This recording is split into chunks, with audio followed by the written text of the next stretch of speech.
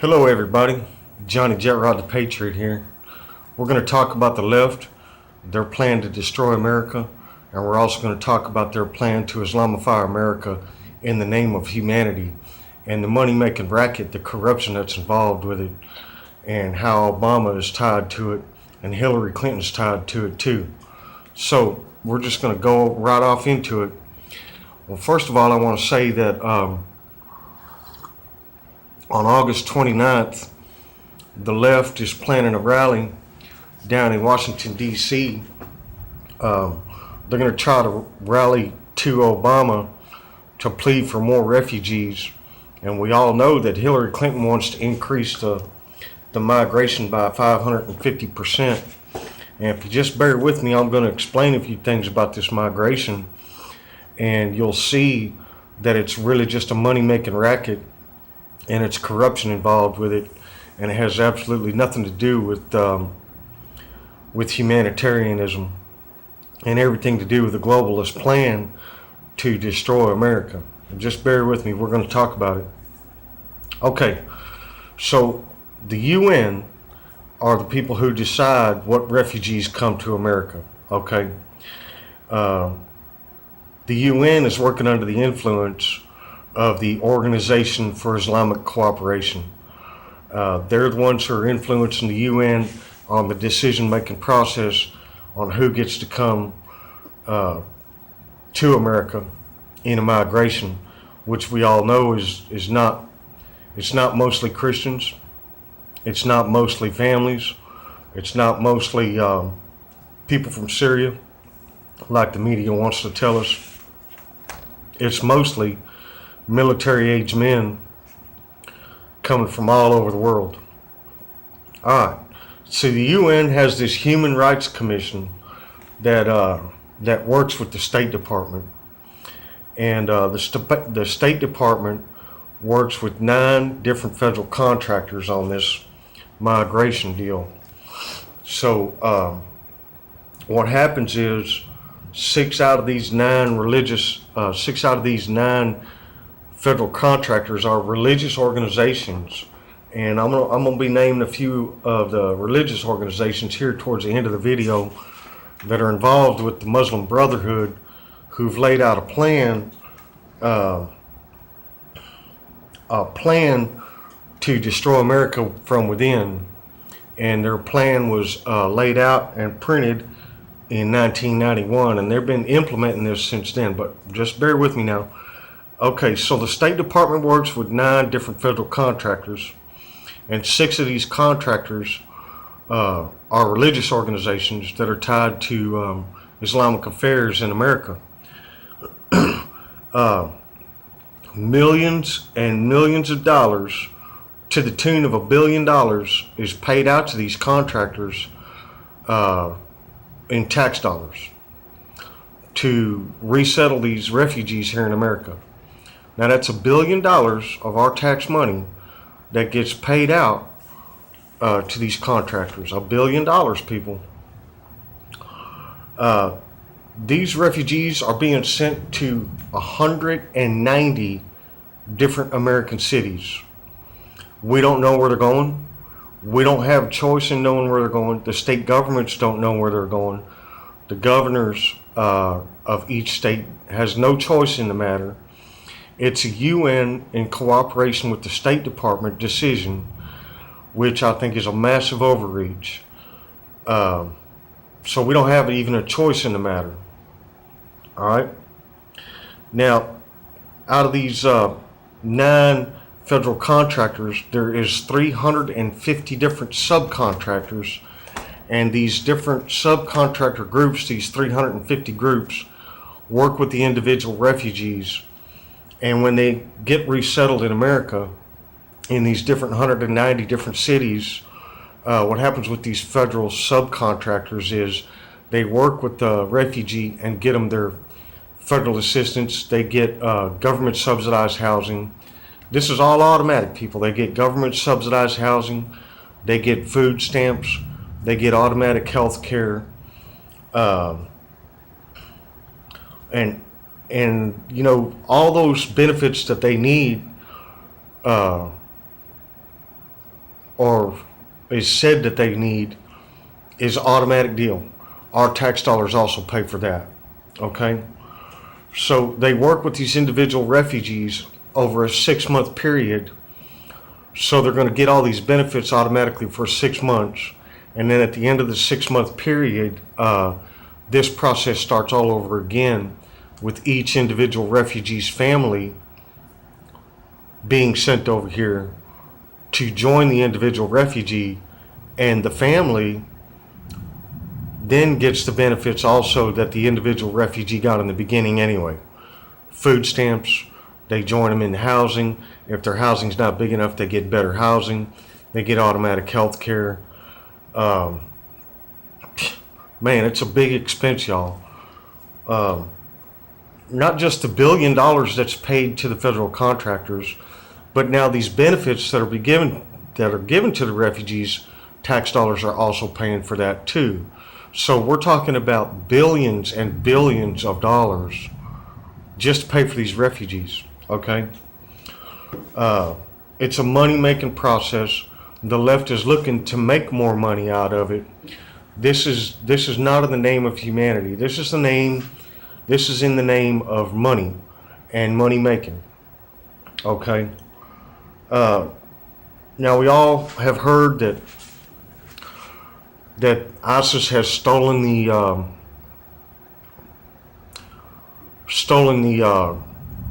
machine that makes passports. We know that a lot of these refugees don't have proper paperwork. We can't properly vet them. We don't know if they're even given their true names or whether they took paperwork off of a dead body and are using that to bring their own selves in. We just don't really know. We can't confirm it. We just cannot confirm it. We can't confirm the proper vetting of these people because most of the vetting process is done in the UN, and then the State Department just goes along with the process that's done over there. Now, my thought on that is that it's a broken system and it needs to be fixed. It really does.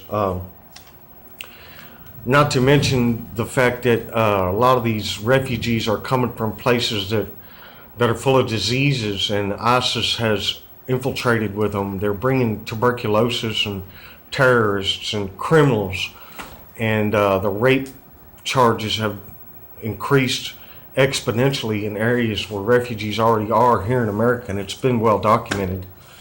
And part of the problem with that is because these refugees come from areas of the world who are not governed by laws that like we have here in America, and they're just not used to living in the type of environment and government laws that we have here in America, and it's something that they just don't believe in because they're not raised that way in those countries over there, and they don't have any concept of what law-abiding citizen means. So we're just going to have to deal with that. That's a big problem when it comes to these guys. Now, my thing about this whole refugee deal is that it's a globalist plan to bring these people in such a fashion, in such great numbers, to break our economy.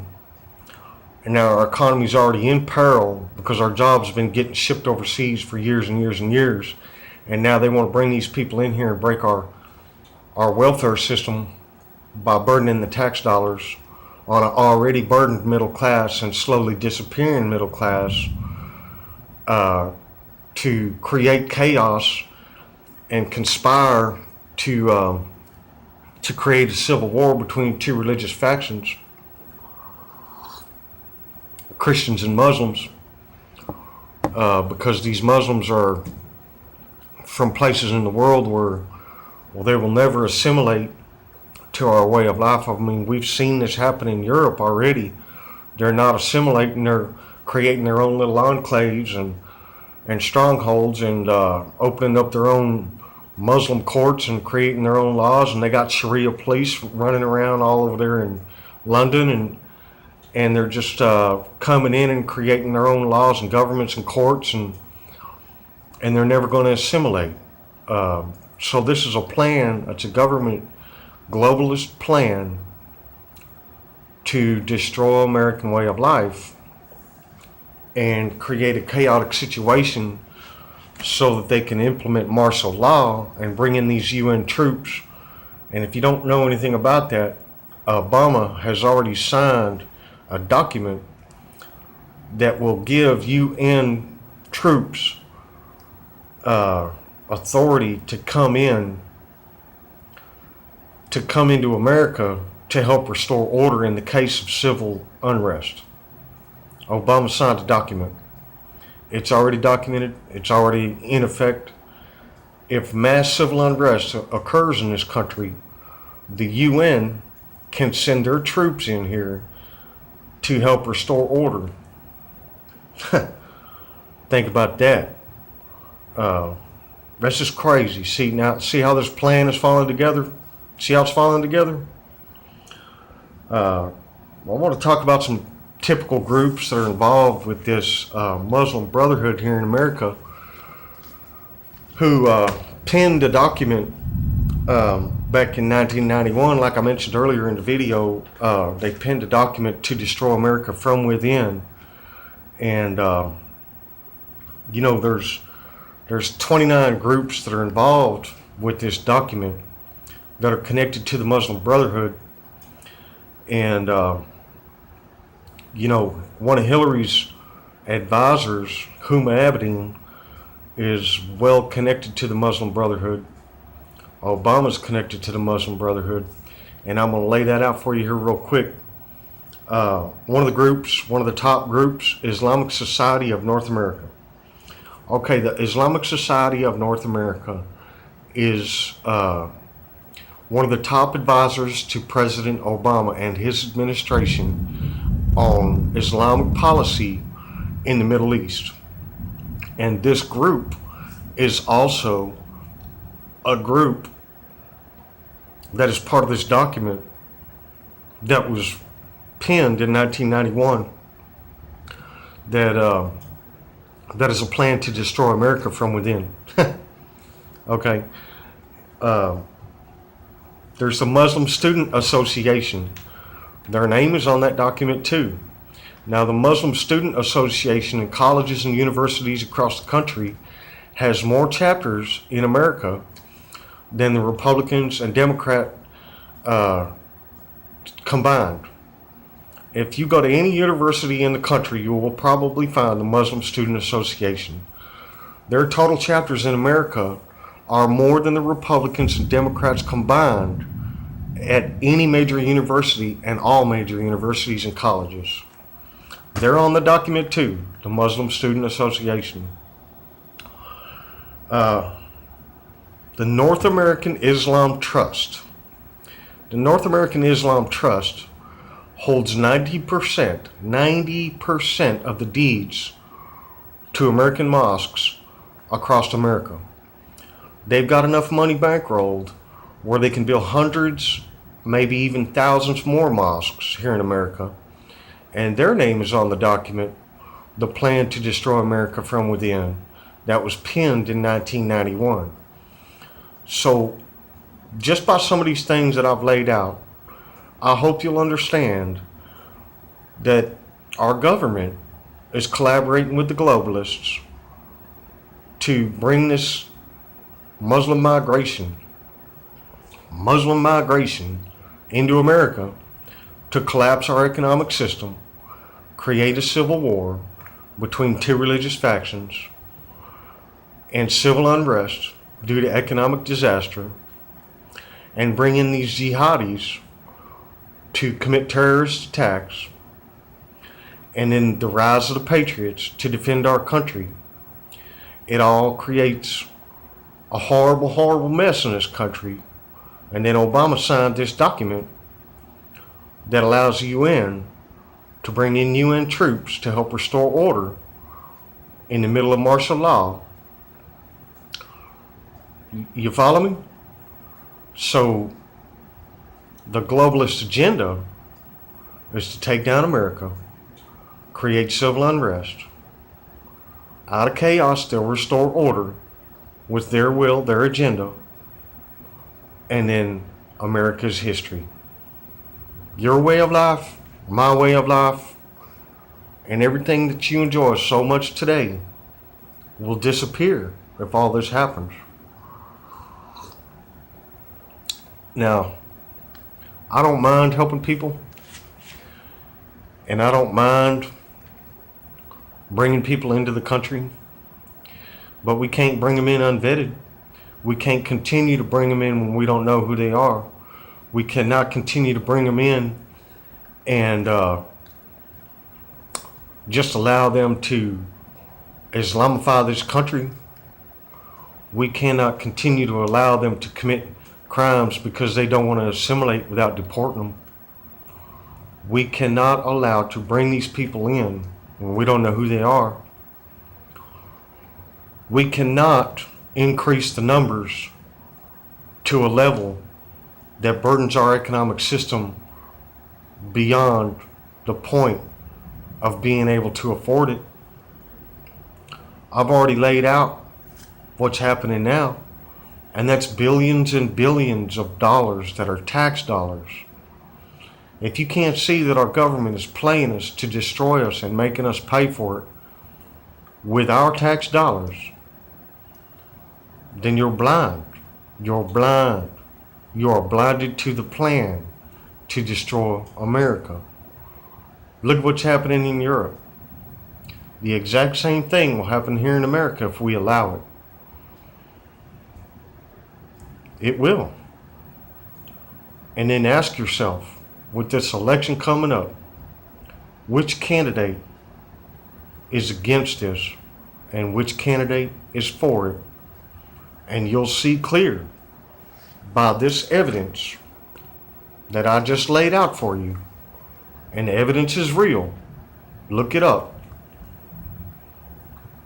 You'll see which candidate wants to save America and which candidate wants to destroy America with a globalist plan. So anyway, that's my message for today, and I just hope you enjoyed it. And my name is Johnny Jetrod the Patriot. I want you to keep up the good fight. Keep up spreading the word about this globalist plan to destroy America. And keep standing with patriots like me who love this country and will do everything in our power to save the republic from this globalist, tyrannical agenda that they have for us. My name's Johnny Jetrod, and that's my message for today. Thank you. Thank you, America.